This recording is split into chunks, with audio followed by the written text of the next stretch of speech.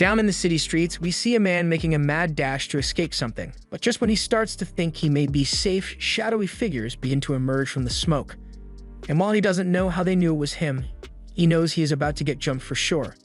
They throw smoke grenades on the ground, and from that smoke, men in all black emerge to attack him.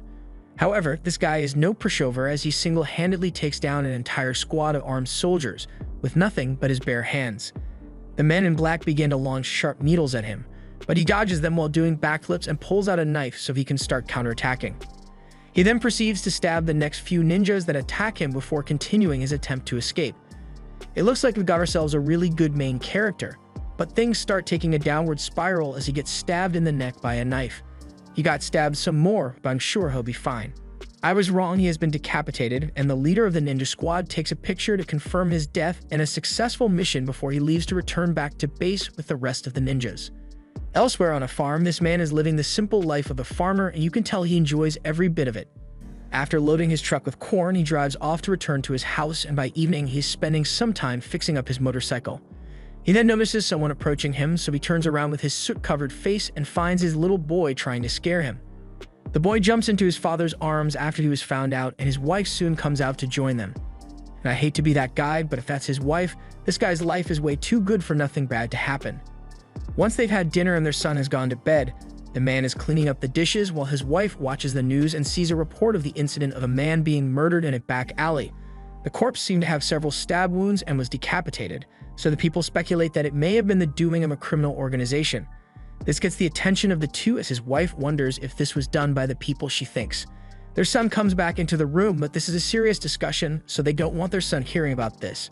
The man goes to put the boy back to bed, and while walking back to the living room, he checks the security cameras he has set up all throughout the farm to make sure they are still safe here, and nothing shows up, so he calms down a little.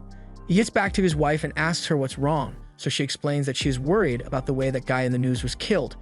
And not just that either, as even after doing extensive research on him, there was no information found about what that dude does in his personal life, which could just mean he's an otaku. But Mary believes otherwise. The man tries to calm her by saying no one would ever find them here, so there's no reason to be so worried, yet she is still concerned that the Reaper might locate them. The man assures her that this wasn't the work of the Reaper because the Reaper always worked alone, but this was clearly a coordinated jumping, so there really is nothing to be worried about. They go on with their family life as normal, having fun and bonding together, but once everyone is asleep, the man makes sure to keep vigilant and patrol the grounds to make sure his family stays safe. The murders continue happening in the city, and local authorities are stumped because they know it has the same characteristics as the past 3 similar occurrences, but there are still no clues or connections between the different victims that they know of. That night, when everyone has gone to bed, there is an ominous red color outside, and the man gets up because he feels like something is wrong.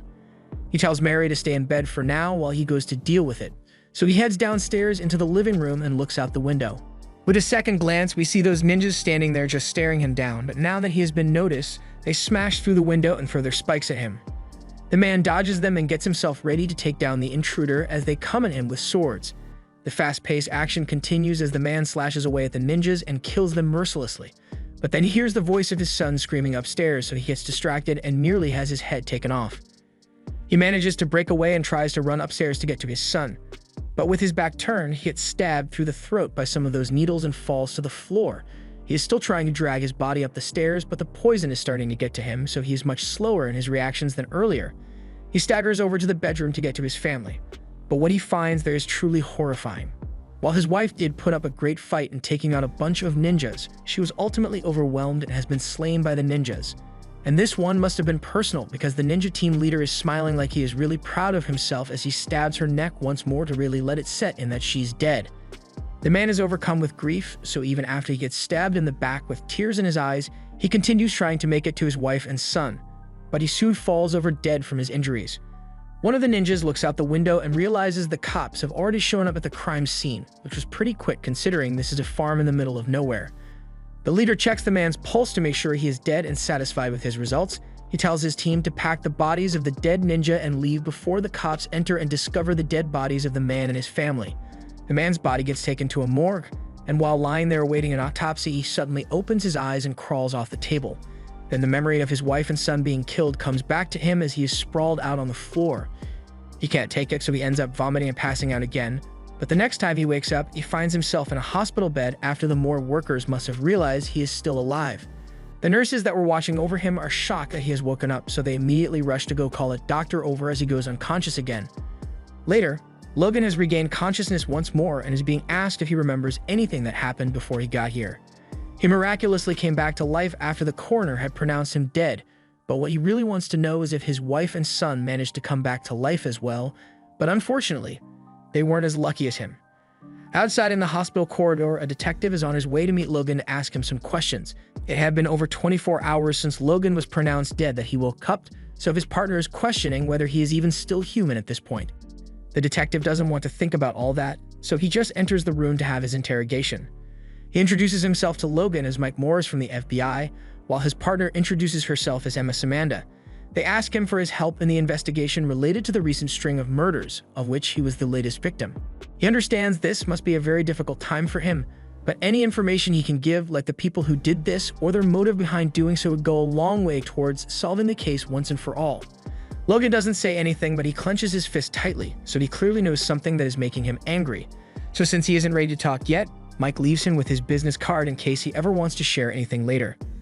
He then leaves with Emma, but as they walk down the halls, he tells her that he believes Logan knows exactly who did this to him. It's just a hunch, but if he is right, then they had better take turns watching his room tonight, so Emma reluctantly agreed, although she isn't happy about the overtime sting operation she now has to do. Late into the night, Emma reports to Mike that Logan has been up on the roof, just sitting there for a while now. She won't make any moves unless Mike asks her to, but she finds his behavior strange. He is looking over the edge of the roof while thinking about what has happened to his beloved family. They killed his wife and they killed his son. He may not have had a dog to be killed, but rage is building up in him like never before, so he pulls out a spike from his wrist and stabs himself in the shoulder with it. He begins to shake violently, but then dodges out of the way of an incoming rain of spikes from the ninjas as he was expecting them to eventually come to finish the job. They charge at him just like last time, but despite being hospitalized, his movements are much sharper than they were when he was first attacked, so he's able to quickly dispatch all the ninjas that have come after him. Even pulling out some ninjutsu to turn into a cloud of black smoke and beheading 8 ninjas at once. Emma can't believe what she has just witnessed, so she does the smart thing and tries to leave. However, Logan was already on to her, spying on him, so as she is leaving, she gets backhanded into a concussion. He then steps over her body and towards the remaining ninja army that are here to claim his life. He takes calm, cool, and collected steps while he casually slicing up the ninjas who are now attacking him in single file for some reason. After he has killed a bunch of them, he throws the sword into the elevator button and picks up a staff one of the ninjas was using before using it to ram the remaining ninjas into the elevator with him. His vision is blurry, but that isn't stopping him from massacring these ninjas while they are trapped with him in the elevator. By the time the elevator door opens on the bottom floor, Logan is standing on a pile of corpses, and you know this ninja is regretting his career path right now. We don't see what he does to them. But by the time Mike had come in to find out why Emma wasn't answering her phone, he saw the pile of dead bodies, while Logan is elsewhere finishing off the last one. The only person left is the ninja leader who personally killed his wife and son. So Logan is even angrier than he was before as he charges in and the two clash swords. The leader then uses a wire to catch Logan and throw him around, but he breaks free to continue the clash. It was looking like the two were evenly matched in skill, but then Logan used his smoke ability again and managed to stab the leader through the abdomen once. And from there, it was all downhill for the ninja leader as he gets stabbed repeatedly and tossed on the floor to be finished off. But before he does, Logan asks him how they managed to find him here even after all the precautions he took. The ninja squad leader smugly answers that no matter where he hides or how many times he changes his face, it will always be able to find him because there is no escaping them. Logan realizes the guy is right, so he takes off the face-changing mask he had on and finishes him off.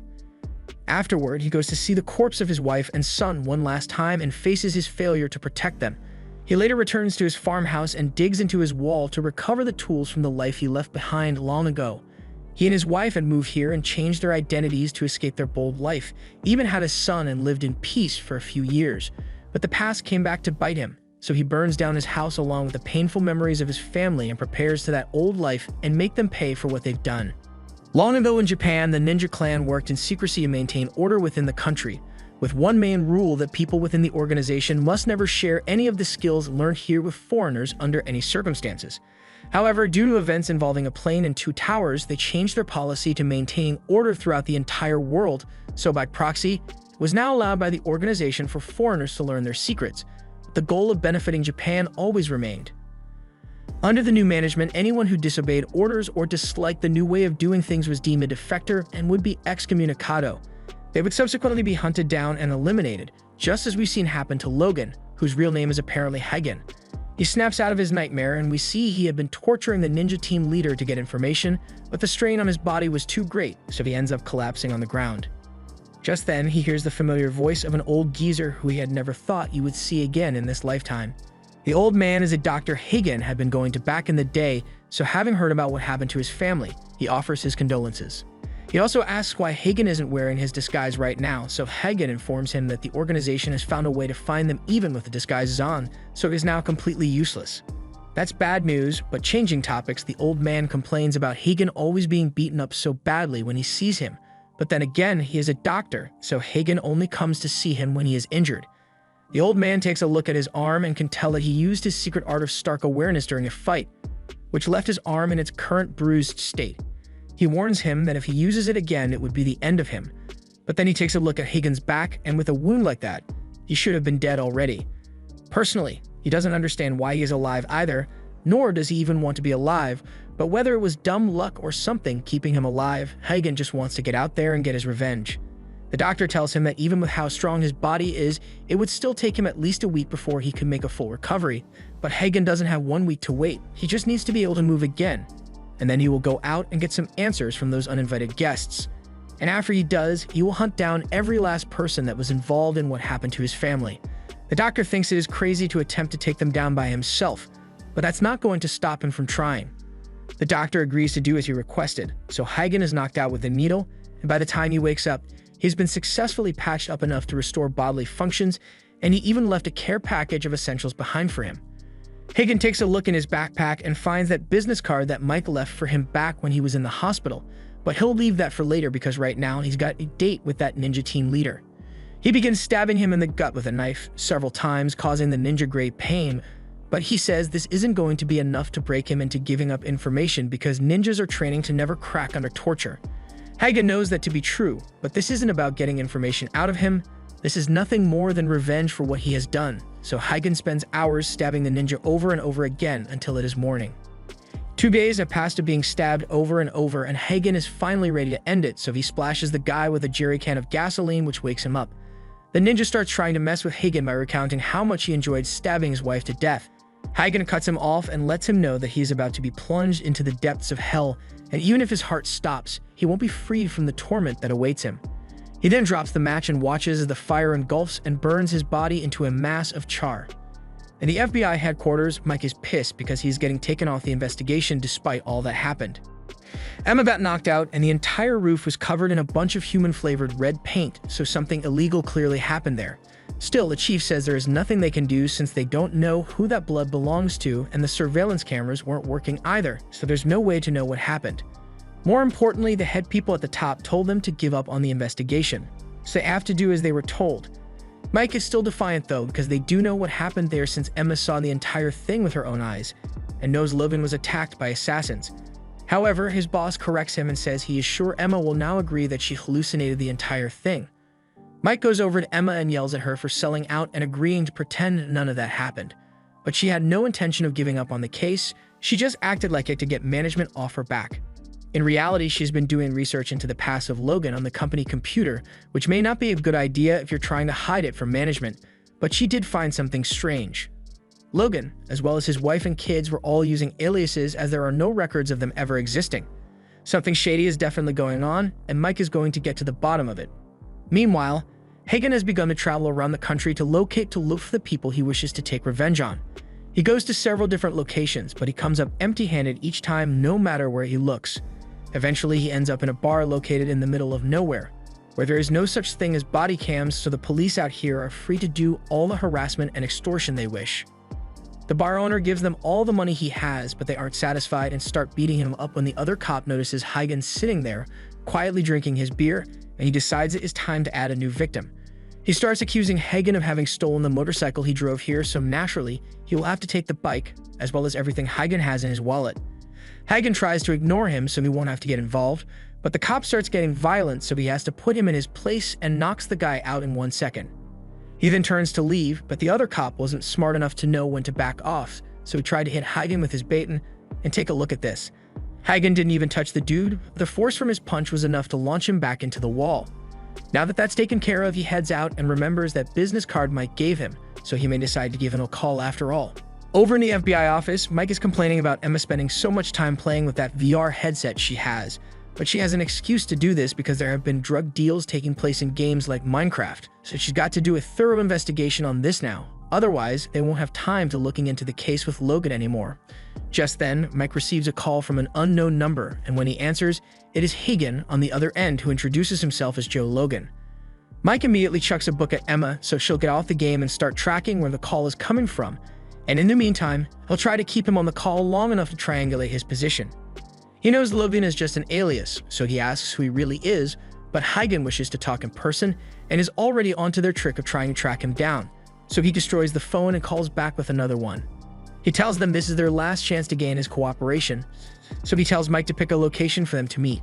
Mike is surprised he is willing to let him choose the location, but since it's his choice, he picks a local Chinese restaurant.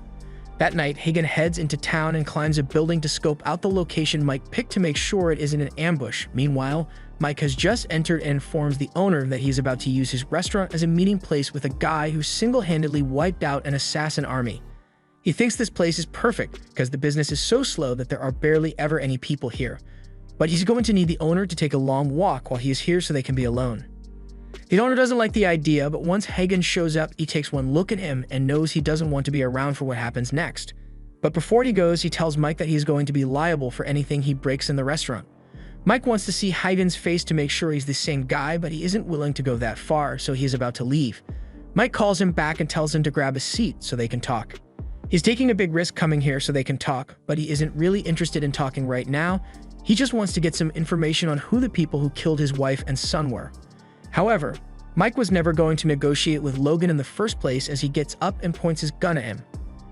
Logan is still calmly waiting in his seat because he knows that the gun isn't going to do any damage to him, but Mike still believes he has the high ground and orders Logan to get on the ground.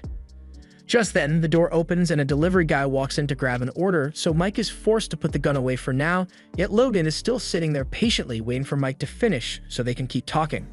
The door opens again, but this time it's not a regular delivery driver, and this bootleg DoorDash employee dashes at Hagen to take him out, but gets stopped as Hagen turns around and chucks a chair at him. He then pulls out a knife as the two begin fighting in the middle of the restaurant. Mike is still standing there and threatening the two of them to stop with his gun, and I've got to give him credit because he managed to actually dodge one of the attacks from the DoorDasher. However, as Mike fires his gun at him, he deflects the bullets and comes in close, so it's not looking good for Mike's chances of survival. Luckily, Hagen still needs him alive, so he gets saved from getting delivered to the afterlife. The DoorDasher has a second set of hands for twice the fighting capacity, so Hagen pulls the same trick and uses his smoke technique to create 2 extra sets of hands on his back, and with the extra attack speed, he's able to overwhelm the DoorDasher and knock him back. In a turn of events, there was another DoorDasher hiding in the backpack, so Hagen now has to face the two of them. He gets Mike to safety first, then he uses some fire to distract the two before pinning one's hand to the wall and stabbing his head with a knife. The other one has already had his head chopped off. So now that the battle is over, Mike has given up on arresting Hagen and just wants to know who he really is. Hagen explains to him that he is a ninja, as well as all the people behind those murders that were happening recently. Mike had heard rumors about ninjas on the streets, but he never thought they could actually be real. Soon after, the shop gets hit by a drive-by shooting that is trying to kill off all the witnesses, so they hide behind a table for cover, and I don't know what that is made of, but it's gotta be good if it took heavy gunfire and is still in one piece. The shooters then pull out an RPG, so Hagen and Mike run to hide in the back as they fire and leave. By the time the dust has settled, Hagen has disappeared and Mike is left with several questions and a bill for the repair of the restaurant. He goes over to inspect the weapon of the DoorDasher, and he has no idea what kind of weapon tech they have to be able to slice through his body armor so cleanly. Just then, an advert for the world's leading tech company begins to play, so it looks like they have a hand in all of this. Elsewhere, the head of the clan receives a report that Hagen is unfortunately still alive, so he's going to have to work harder if he wants him dead. In an art museum on the other side of the country, we watch as the exhibits are painted red with blood as there are several killings occurring simultaneously this night. Outside, a man is being carted away by his security guards as they try to ensure his safety by getting him as far away from here as possible to escape the calamity that is coming for him. It looks like they may be in the clear, so while in the backseat of the car, the man prays to God to save him from the demons that are after him. And he wasn't joking when he said demons, because moments later, these wrinkly white hands pop out from behind his car seats and proceed to snap the necks of the two guards next to him before digging their nails into his head and forcefully disconnecting him from life. The car ends up spinning out of control from all the chaos and crashing into a tree. Moments later, the car bursts into flames, so we know with certainty that everyone in there has died. This whole assassination plan was the work of this bald little midget, and he receives his next target for assassination, Hagen, and he is way too excited to do this. We later see him having a fancy dinner with his boss, and with a full view of his face, we see that he is not actually bald, but he might as well be with that abomination of a haircut. He tells his client that the last job he went on was unbelievably boring since he wasn't even able to get hard as he watched the bodies burn to ash. He needs something more invigorating, so he asks that the boring jobs to the others so he can have some fun. Yamaji is having none of his blabber and tells him he is to kill who he is told to kill, as the job isn't meant to be fun.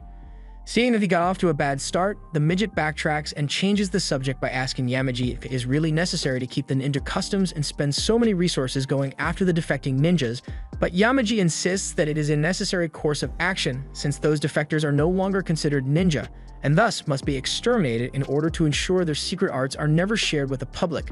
The midget has to admit that he finds Hagen to be very tempting as a target. He was one of the greatest ninjas ever known to Japan and has mastered countless fighting arts. He is known to be merciless when it comes to killing his targets, and now the midget gets the honor of killing him personally. Yamaji informs him that they have already successfully killed Hagen once before, that he is still alive and well, so they suspect he may have used some kind of secret ninja art to bring himself back to life. The ninja secret arts are special techniques that only the old ninjas could use, but that just makes the midget even more excited to face him. The organization needs to make sure they finish him off next time. So preparations are being made at this very moment to ensure he is killed properly this time, but the midget thinks it would be much better if he just left the killing of Hagen for him to handle alone, since he is practically edging to get a good lick at him. He begins to leave on his booster seat when he remembers something he wanted to ask about and proceeds to inquire about another ninja called the Reaper.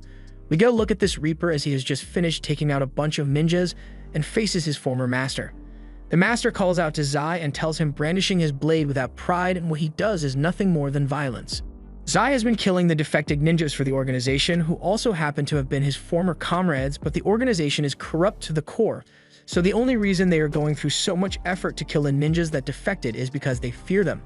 The former master prepares his sword for the inevitable clash and continues by saying the ninjas who chose to hold onto their pride like him and Defect will not fall to the likes of them, and the fact that they failed to kill Hagen is proof of that. The tension rises as the two stare each other down, waiting for someone to make the first move. The master breaks the deadlock first and unleashes a powerful strike of wind, which should have been unavoidable. However, despite using his secret art, Zai remains unharmed and emerges from the dust with his casual demeanor. The master doesn't know how he managed to dodge that strike, but doesn't matter because he can just perform another one. However, before he redoes his strike, he takes a second look at Zai and realizes this dude isn't holding his sword anymore. I don't know when he did it, but the sword in question is currently in the middle of the master's sternum.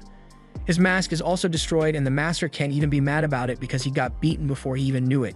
He just says, "I guess I'm dead," as he falls to the ground, saying if he falls into the pits of hell, he'll be waiting for the day Zai joins him down there. Back to the meeting with Yamaji, the midget thinks the Reaper must be wanting to go after someone as powerful as Hagen as well, and that may be true. But Yamaji has already issued an order to him forbidding any kind of engagement with Hagen, so they are not allowed to fight at all. Meanwhile, at the police department, we see how badly Mike screwed over the Chinese restaurant guy because after the destruction that broke out there as a result of his meeting, the police department decided to frame the owner as part of a Chinese money laundering scheme to pin the blame on somebody. Mike knows the accusations are a complete lie, but this guy couldn't care less what upper management tells him to lie about as long as he gets to keep his job. There's nothing Mike can do in this situation, and he soon gets called out by his boss. They head out to a lake in the nearby park where his boss tells him to keep his nose out of this stuff. He won't be able to keep his out of trouble if he keeps digging so deep, and he has only got a few more years before retirement, so he should just keep his head down until then so he can sit back and drink whiskey while fishing for the rest of his days. His boss will even gift him a state-of-the-art fishing rod, But Mike isn't too receptive to the gift, as he knows it's probably going to be an AUZA product, and he doesn't want to give up on finding the truth. His boss is done talking to him and does the only thing he can think of to keep Mike from sticking his nose where it doesn't belong. He tells him not to come into work anymore since he's clearly too tired to make any wise decisions, but he isn't fired, just on paid leave until his retirement day. This is the best advice he can give him as someone who used to be partners with him. Elsewhere in an abandoned building, we see Hagen as he is blacksmithing something and hammering away. As he stares blankly into the flames, flashes of the memory of his dead family fill his mind, and it is so overwhelming that he ends up puking his guts out in the corner over there. After the panic attack subsides, he steadies his breathing and calms down before noticing that someone is approaching. A car pulls up to the building, and once it is parked, Mike walks out with a box full of stuff. He complains that this place was way too remote for him to find with his GPS, so it took him a lot of effort to get here. But Hagen likes it that way since that means no one would ever come here. The two head inside and have a discussion about the blades that the attackers were using back in the restaurant. After analysis, it seems like they were made with a special alloy, and this special alloy is only produced by AUZA, so it is plain to see that there is some kind of connection between them and the ninjas that attacked. Mike says he will do a little digging to see if there is anything he can find, but AUZA is most definitely very dangerous since they have the entire FBI under their control, and now they want to try to keep him quiet. Hagen tells Mike that they killed his family, so he is going to hunt down every last person there and make them pay for what they did. That means Hagen is planning to murder them all. But just to make things clear, Mike is still on the side of justice, so if it comes down to it, they'll have to arrest Hagen for his crimes. But with that being said, there are still a lot more dirt bags at the FBI that he's going to need to handcuff first. Mike suggests that the two form a truce so they can help each other accomplish their goals, although he had never thought he would be working with anyone as shady as an actual ninja. Hagen hands him a mug and pours him a drink from his flask to commemorate their alliance. But as Mike takes a sip, he realizes what he just drank isn't alcohol, so it might have been poison, but Hagen reassures him that it was just an energy drink. Moving on, Mike brings up the fact that he has got a lead on AUZA, which gets Hagen's attention. He also says he has someone on their way here who knows a thing or two about them. The door creaks open, so he thinks it must be them, but in reality, it's the duck they are going to be eating soon. That night, Emma finally arrives, but Mike is upset at her for being so late when she was meant to meet up with them at noon.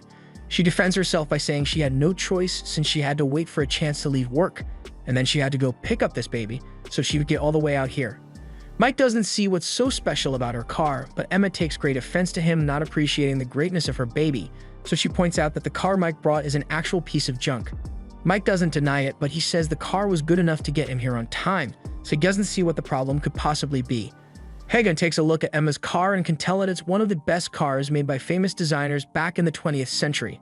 She is elated to see someone else understand her love for this car as well as expected of a ninja.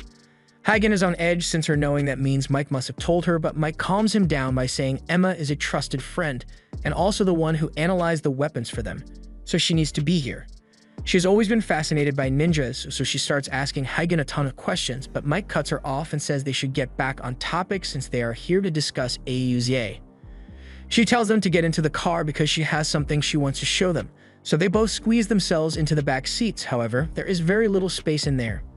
Emma tells them to bear with it for a second while she shows them why she cares so much about this car, and it is because she has basically turned it into a moving computer, and from this car she is able to access all information from around the world.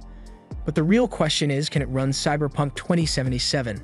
Anyway, Emma has researched the company and has been able to find out that AUZA is involved in the development of military weapons, telecommunications, and entertainment. They are involved in pretty much every kind of technology imaginable, and basically everyone in the world uses something made by them at this point. But, as with any multinational trillion-dollar company, there are dark rumors surrounding the company. So far, every single opposing company leader or journalist that did anything that would put AUZA in a bad spot has died in a mysterious accident. In more recent news, this man, who is the leader of a conservative party in his country, refused to allow any foreign companies to do business there. But his ruling was recently revoked after he died in a car accident. And the guy who replaced, who definitely isn't an AUZA spy by the way, is currently advocating for the improvement of the domestic technology in partnership with AUZA. All these convenient deaths seem suspicious, and Emma believes this is the work of the ninjas. Mike is worried about what they might be getting into if they are up against a giant company and a ninja army. Meanwhile, over in an AUZA research facility, they have just begun tests for a new generator that they have been developing, and their other wireless power systems are on their way to being perfected. So AUZA is on its way to becoming commonplace in the world, with the ultimate goal holding a complete monopoly on all tech industries. The company president heads back to his office after meeting with the researchers, and Yagami is there to meet with him. He's happy to have a chat, but Yagami is here to settle a grievance he has with him. The drive-by that was targeted at Hagen was done by AUZA agents because he wanted to test out his new weapons, but Yamaji doesn't like him interfering in his business even if they are meant to be business partners. Hagen and the others take a look at the figurative center of AUZA and try to figure out how the ninjas fit into all of this. The headquarters is located in AUZA City, where they test out all their experimental inventions. They continue looking through the information when all of a sudden Hagen pushes Mike out of the way as a sword is stabbed through the roof of the car. Emma begins driving to try to shake off their attacker, but he is still jamming the sword into the roof. Mike tries shooting at him, but it isn't doing much to stop the attacks, so Hagen takes it upon himself to stab the guy. They think they are safe now, but out of nowhere, a truck collides with them and they are sent barreling off to the side of the road. Hagen is the first to wake up and the other two are unconscious from the collision, but the battle isn't over as the attacker is standing in front of them and starts firing dozens of spikes at him. Hagen pulls Mike to safety and leaps out of the car to face the mask-wearing attacker, so the two begin to clash while dashing across the city streets. They end up on the roof of a building and the attacker whips out some tentacles robotics that it had equipped, which once locked on, all strike at Hagen until he gets struck in the back midair. He uses his ninjutsu to form extra arms in his back against and grabs the tentacles before using them to toss the attacker around. But he had even more tricks packed into his suit as he launches 2 missiles at Hagen. However, Hagen managed to dodge them all mid-air and uses the opening to stab the assailant through the head and drag his body to the edge of the roof before pulling off the camera on him. The midget was watching the whole thing and Hagen makes it clear that he is coming for him next. The midget is finishing up his meal and Hagen is about to leave as Mike and Emma are taken away by paramedics. But he suddenly gets a call on a throwaway phone, and it's a voice he seems to recognize. The voice tells him that he has gone through the liberty of encrypting this call so he doesn't need to worry about getting traced by it. Hagen starts by asking who this voice really is, but he won't be getting an answer so easily. First, the voice reveals that he knows Hagen is heading for Oza City, but they have a really tough multi-layered security system, so it will be impossible for him to make it in there all by himself. So for that reason, the voice wants to offer his assistance in Hagen's infiltration.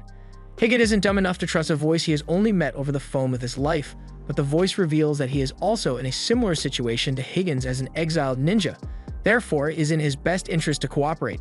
He says he will send a location where he wishes to meet up with Hagen later, so he will leave the decision of whether or not to be trusted up to him. Mike wakes up in a hospital room after the car crash and opens a note he received from his daughter a while ago. Some years back, he was on a sting operation with another guy when his wife started calling him nonstop. Now, he could have just answered, but he thought his job was more important, so tells his partner to just stay focused on the investigation, even though the eyewitness report isn't guaranteed to be true. The day ended without him finding anything, and once he returned to the office, he finally decided it was worth it to pick up his wife's call. However, what he heard next changed his life forever. His daughter was killed in a car accident by some random guy who the reports say was asleep at the wheel. His wife is devastated, and equally as upset at him for not answering his phone when something as serious as this was happening. That day, he lost both his daughter and his wife, and now the only thing he has left to comfort him is the drawing his daughter made for him while she was still alive.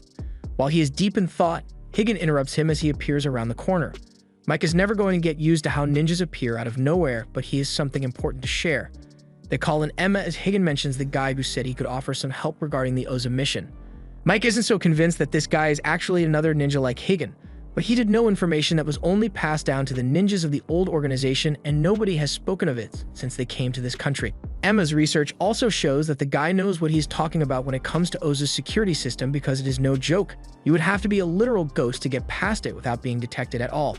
But if this does turn out to be a trap after all, he's just going to have to kill them all. Mike doesn't like the fact that Hagen just casually admitted to wanting to commit homicide, but he'll leave that alone for now.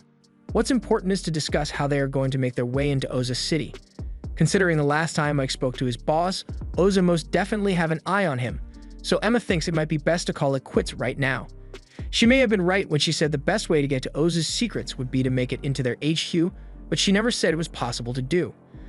Mike begs her to reconsider, but she's the tech girl, not a magician, so there's nothing she can do. However, that doesn't mean they are out of options entirely, since she has found another lead in the form of a community of dark web users who have been keeping tabs on Oza's actions. From what they've seen, they believe Oza is planning to take over the world by building weapons of mass destruction. Mike initially takes it to be nothing more than a bunch of conspiracy theories, but then again, it's better to be safe than sorry. Emma manages to locate the admin of the dark web group, who claims to be one of Oza's former researchers, but he is really far from here, so it will take a while to get to him. Mike says that's not going to be a problem, but he wants to go alone because Emma has done enough to help him. He doesn't want her throwing her life away on a mission like this, but he, on the other hand, has already lost everything he cared for in life, so he's got nothing to lose. However, Emma isn't backing down when they are this close to getting info on Oza. And if she's lucky, she might even be able to steal some of their cutting-edge data and sell it for millions on the black market. Since she isn't giving up, they all agree to stick together, and Hagen gets up to leave until the others are ready to head out. However, before he goes, Mike asks him if he ever told his wife that he was a ninja. Hagen replies that his wife knew all about it since she was also one. The two of them just broke the ninja code of staying emotionally distant from other ninjas. That puts Mike's life into perspectives, since even a ninja like Hagen chose family over work. The head of Oza has called a meeting to discuss how to take down Hagen, since he seems to be quite the formidable fighter. The little midget makes fun of him for glazing Hagen so much, but he doesn't mind glazing as much as necessary so long as he gets the data he so desperately wants. In fact, if warranted, he would be willing to have his assistant give him Gluck Gluck 9000 if it would provide decent data. And she is also willing to do anything her boss asks her to do. Jokes aside, Oza's director asks what the plan is, since Hagen is most definitely going to show up here next, but he is told to rest assured since Oza City is 100% impenetrable. He doesn't like it when people use the word 100% secure because that's just begging for someone to break through. However, before he goes on, he asks Big D if he is listening to the meeting. Big D is definitely listening, but he has got more pressing matters to attend to, like making sure his fade stays as fresh as possible. And if Hagen so much as dents the afro, he'll personally ensure that he dies. The midget tries to make a joke about Big D's big banana, but Yamaji has grown tired of listening to his idle chatter and uses what I can only describe as a forced choke to keep him silent. He states that everyone is aware of how dangerous Hagen is by this point, so the plan remains the same. They have to learn how his technique works in order to defeat him, and they can just leave Mike alone for now since he isn't much of a threat to them yet. They shouldn't make things more complicated than they need to be. The head of Oza doesn't like being ordered around, but at the same time, he agrees with everything Yamaji just said, so the meeting is adjourned. On the ride back, he asks his assistant Dilly how far she thinks Hagen will be able to make it into the city before he gets killed. It's not that he is feeling threatened by Hagen, but he is rather excited to get to see a ninja go all out. He hopes to get some really useful data from this. Meanwhile, the Reaper tells Yamaji that he would be happy to go after Hagen right now if he orders it. However, Yamaji tells him to sit tight because he plans to send the others in first so they can force Hagen to reveal his technique. Their deaths will be inconsequential to the organization, and it is only a matter of time before they achieve their true goals. And as he speaks, his operatives have broken into a building where they took out all the guards and stole some top-secret government documents. And after they had completed their mission, they simply faded into the night. We now see a flashback to the night Hagen was acknowledged by the ninja organization and was given a name of his ninja name. This is proof of the three's skill and power as ninja, so they should take great pride in them. From that moment on, they were called Hagen, Zai, and Mari, but that was not all they were going to receive as part of their ceremony. They would also be given special techniques which they were not permitted to share with anyone, even among themselves. After the ceremony was completed, they all sat down for the evening. Mary seemed to be really happy to have a name, but Zai finds it hard to get used to. Having a name means they are no longer expendable ninjas who cease to exist once they are killed. Now they will always be able to remember each other and the bond they have formed. To commemorate the occasion, the three share a drink together and laugh as Hagen accidentally chokes on his. Some time passes and they are sent on a mission where more random security guards have just been killed so they can infiltrate the house of an important person. The man fires a gun at them, but we all know guns are basically useless against them, so he ends up getting stabbed through the head as they enter the bedroom. Mary at the time notices something over in the closet, so she goes to check and finds the man's wife and child hiding. Now, normal protocol is to murder any witnesses on sight, but Mary was having second thoughts about killing the child, and that single moment of hesitation was enough for the woman to unload a full clip into her body. That forced Mary's hand to stab her in the neck, but she was already severely wounded, and is about to go down as the first ninja to be taken down by gun no jutsu. Hagen came to check up on her, just as more security guards began to unload more rounds in their direction, so he threw a smoke grenade and jumped out the window while carrying her. He emerges later with Mary, who is unconscious from being underwater for so long, so he gives her CPR until she regains consciousness. Afterwards, they took shelter in a nearby cave where Mary tells him to leave her behind for the sake of the mission. He refuses to do so, so she is prepared to end her life right here due to the shame of failing her mission and getting it with a gun. Fortunately, Higan noticed soon enough to allow himself to catch the blade inches away from her neck. She reminds him of the ninja code to not get emotionally attached even to allies, but Higan already decided to break that code the day he met her. The two then share a kiss together. Hours later, Zai finds them bundled up in a corner of the cave. And that was the moment their problems with the organization started. Back to the present, Mike is trying to get a hold of Higan as he's on his way to meet the source they found on the dark web. However, he gets a phone call from his boss at the same time. He isn't happy with what Mike has been up to recently, but he is free to do what he wants since he isn't assigned any cases right now. However, the case is different with Emma since she still has to report to her direct boss. This means she can't accompany him anymore, which is fine since Mike didn't want to drag her into this in the first place. But before they go their separate ways, she asks if he happens to be hungry by any chance. Meanwhile, Higan is contacted by the mysterious exiled ninja who is glad he made the decision to accept his help. First, he wants Higan to understand exactly how Oza's security system works. It functions entirely on their independently developed technology and checks in advance if vehicles approaching have permission to enter. If any uninvited guests are detected via the scan, then the drones will immediately open fire. Additionally, the airspace above the city is entirely covered in an electromagnetic barrier that only allows rain to pass through. Therefore, entering from above ground will be impossible. For that reason, Higan will be entering through the underground facility that they use to manage all the sensors they have built throughout the city. There are security cameras as well as laser traps and armed mercenaries that patrol the sections, so to ensure the plan goes smoothly, he must avoid any and all combat no matter what. If he manages to make it past them, he will reach the barrier around the city, at which point the voice will work his magic and turn it off for 5 seconds so he will be able to get in. Over at a diner, Emma and Mike grab a bite to eat, and Emma lets Mike know that while he may not be the best mentor, she has to admit that he has taught her a lot, so while they may be working apart for now, she wants him to make sure he stays in good health. Meanwhile, Higan has arrived at the edge of Oza City and is informed that the voice guy has managed to hack into all the internal security cameras, so they should have about 8 minutes before they get noticed. Higan makes his move and begins running through the underground facility while dodging all the hired mercenaries as instructed.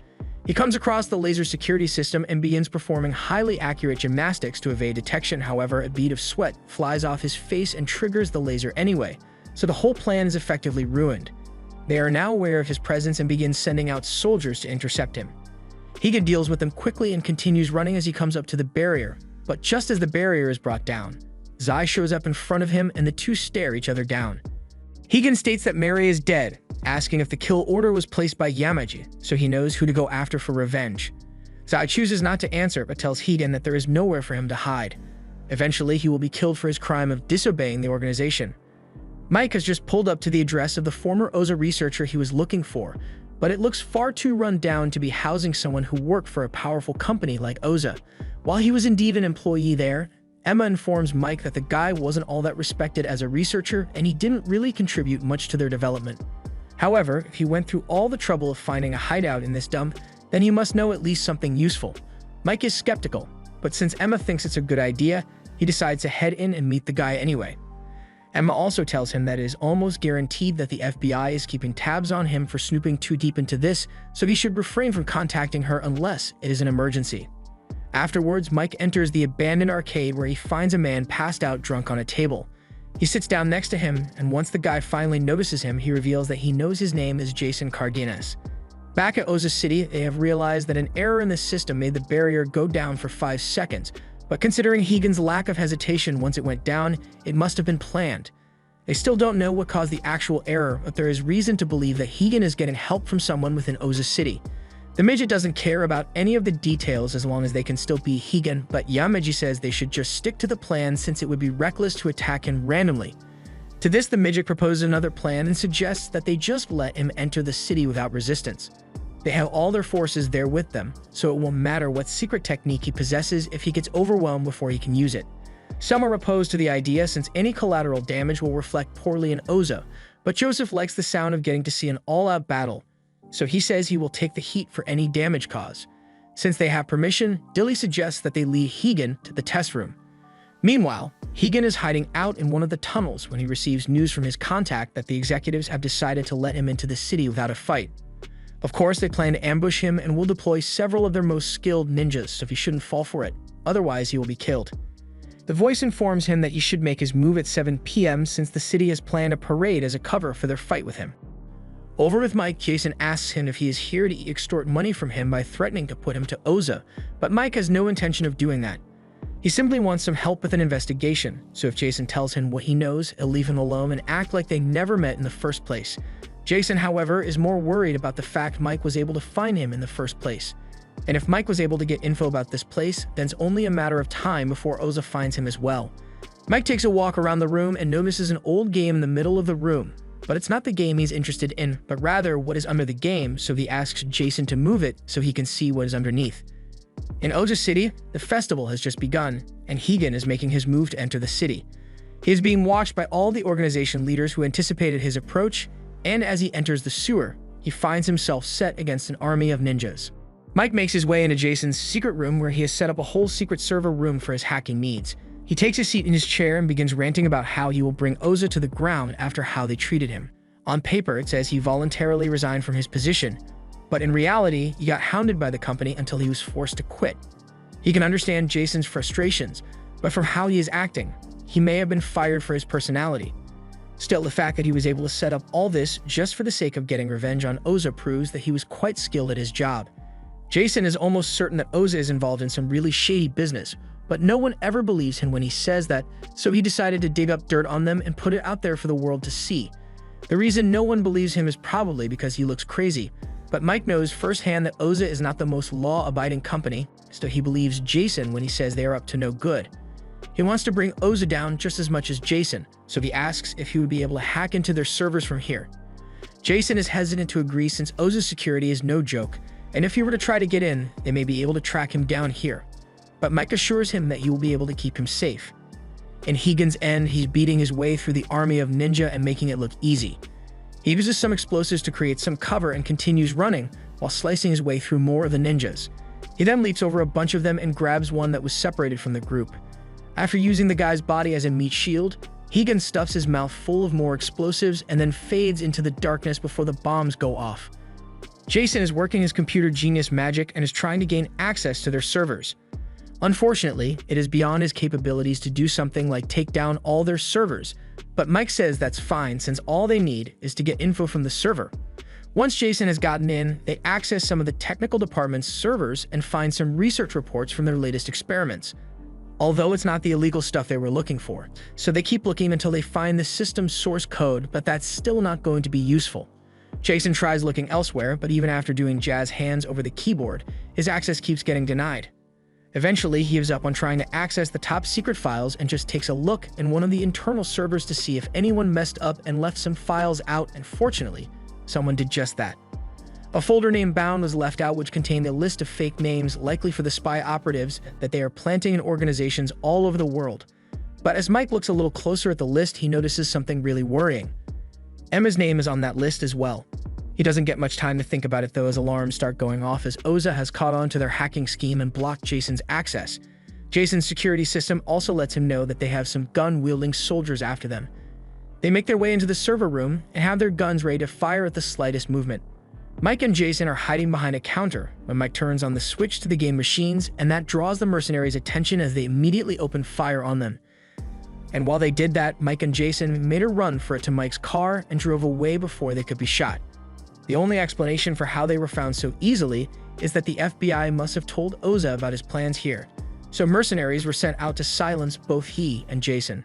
Meanwhile, Hegan also has to deal with some of Oza's mercenaries, but unlike Mike, he is someone they need to fear.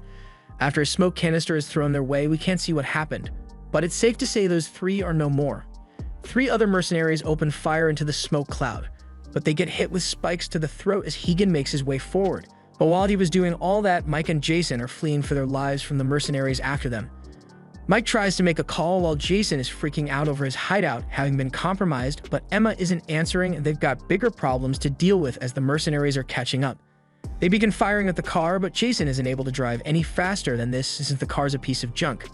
Mike decides to hang outside the window and shoot a couple rounds of cover fire while Jason sees a truck coming towards them and has the brilliant ideas to nearly crash into it, so it takes out the mercenary cars instead. One of the merc cars is taken out, but the other is still closing in on them, so Mike tells Jason to slow down and get behind him. As he does, Mike then takes aim and headshots the mercenaries on his first shot, but Jason was celebrating too soon as they still had to deal with the one in the driver's seat. Mike fires a shot through the window, and as a result, the car spins out of control and crashes. Back to Hegan, he is currently walking up to these two minimum wage security guards who just witnessed him take down a whole army. They aren't getting paid enough to deal with this shit, so they make the smart decision to just leave him alone. Hegan gets in the elevator, and as he is heading to the top floor, he has flashbacks to his family, reminding him of the reason he has for doing all this. He arrives in a large open room, and as he steps in, he finds himself surrounded by the midget and mech suit, which definitely isn't compensating for anything. The others are impressed you made it this far in the first place, but this is as far as he goes. Joseph is watching all this unfold from his home gym in his house, and Yamaji is watching from a helicopter circling the test center. Once Hegan sees Yamaji, he immediately starts charging towards him, but he gets body checked by one of the ninjas. He nearly gets his face pounded in, but manages to dodge at the last second and perform a kick to counter. However, the armor is too tough, so he isn't able to do any damage and gets his leg grabbed and body thrown into the air, where he gets hammer-fisted by Big D. The jumping isn't stopping anytime soon, so Hegan uses his secret art to conceal his presence. They thought he would attack them, but rather he threw some bombs at the window and used a grappling hook to go after Yamaji. Before he could make it all the way up, the line gets shot off, so Hegan ends up falling to the ground and has his spotlight shown on him. Hegan lays there for a moment and thinks about his family one last time as he has accepted that he may die here. But if he's going to go out, he's not going out without a fight, so he prepares to use that special technique again, even though he knows it will eventually kill him if he uses it now. He pulls the needle out of his arm and stabs himself. But in that same moment, he gets hit by Dilly and is sent flying to the others. They were about to attack again, but Hegan turned the tables mid-fight and stabbed one of them in the head, yet the armor still protects him from fatal damage. He throws another smoke grenade to block their vision, and with his increased speed, they are unable to keep track of his movements at all. He continues stabbing them in an attempt to find a weak point in their armor, but so far it looks like it is really impenetrable. Hegan is prepared to use another one of his secret techniques to break through, but before he can finish the hand sight, he gets stabbed through the chest by a few spikes. After that, it all went downhill for Hegan, as he was hit with several kicks from the midget and got tossed around like a soccer ball until he was basically lifeless. Just when it looked like it was over, Zai appears and walks over to Hegan, who still tries to fight, but doesn't have it in him to do much more than throw weak punches. Zai knocks him back to the ground and tells him it is time to finish things once and for all, so he pulls out his sword and raises it to behead Hegan. Hegan has accepted his fate and no longer has the will to fight back, but just before he could be killed, the ninja in the pink suit stepped in and saved him. No one can believe what just happened, but before the others can step in to stop her from helping Hegan, their suits are turned off by an EMP device she had planted earlier. She then grabs Hegan and jumps off the side of the roof while throwing a bomb at Zai to keep him off their trail. On Mike's end, we see that Jason is trying to carry him to safety after he got shot, but the extent of his wounds are unknown, and with Hegan, he was just barely conscious enough to understand what just happened. But even if he survived thanks to this unknown ninja, what will he do now that he has failed to get his revenge? This is the end of episode 5. Thanks for watching. Subscribe to not miss the next part.